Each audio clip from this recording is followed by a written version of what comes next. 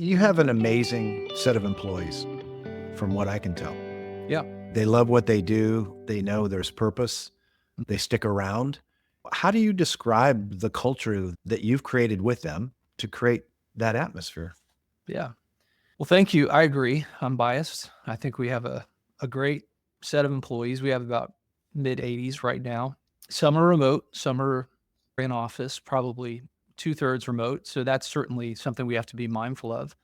But we do our best to keep the vision of who we're serving and why we're doing it up front.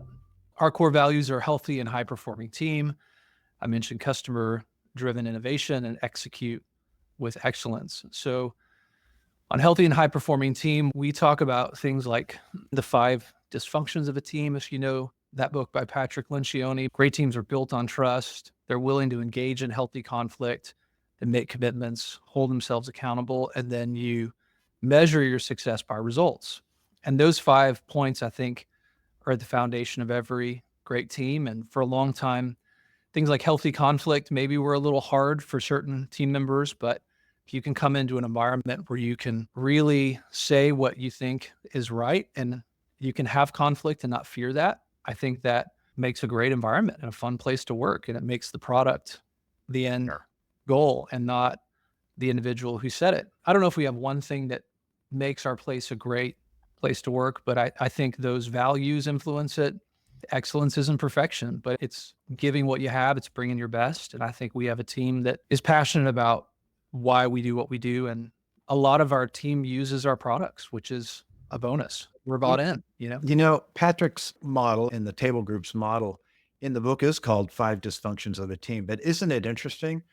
And there's certainly countless organizations that have read the book as a group and they kind of had a wake up call and went, oh my gosh, we've got some work to do here. But then a younger company like yours sees this model as a way to build excellence. Did you tap it because you thought we needed to fix something? Or did you tap it? You say, hey, wait a minute, this is a model for excellence. Yeah, actually, it was probably 2014, 15, 16, maybe 15 and 16. So a while ago, but we had a leader on our team that was given some real influence in the company, but it became apparent that individual was building a bit of a faction under themselves. And it was hard. We went through probably a tough season of trying to figure out how do we navigate as a leadership team. We were a young team. We'd never encountered that. And those principles we had to go through, and we probably spent a good year in content from Henry Cloud, Patrick Lencioni. What came as a result is there was one leader that we knew needed to leave, but the rest of our team got pretty tight and pretty strong together. Okay. And all those guys are still here and part of my senior leadership team today. I'd read that book on a church staff, and then I picked it up in the middle of that incident, and I was reading a whole new book, because of Oh, what I was living through. yeah. Yeah. But I've gone on to make it a big part of our culture, and we just teach it methodically as part of onboarding, as part of Team Week. We have guests from Table Group come in every year as a part of our annual Team Week event. And we just immerse ourselves in that content. Ideal team player is another one. Yeah. Humble, hungry, and smart. So that's what we're looking for in every team member.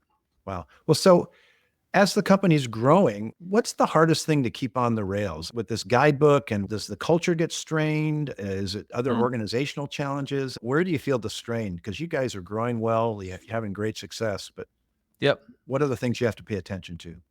Yeah. I mean, one thing that comes to mind, I think it's easy to want to chase after the next shiny thing. So I try to be really careful not to do that. And also, as we grow, we can do more things, and we are. I just came out of a budget meeting for next year, and so we've got some real fun things planned, and we've been investing in a couple of key things that are about to launch that Mm. have been methodical and taken over a year. But I think we have a standard. We don't want to do something halfway, but at the same time, we don't want to spread ourselves too thin.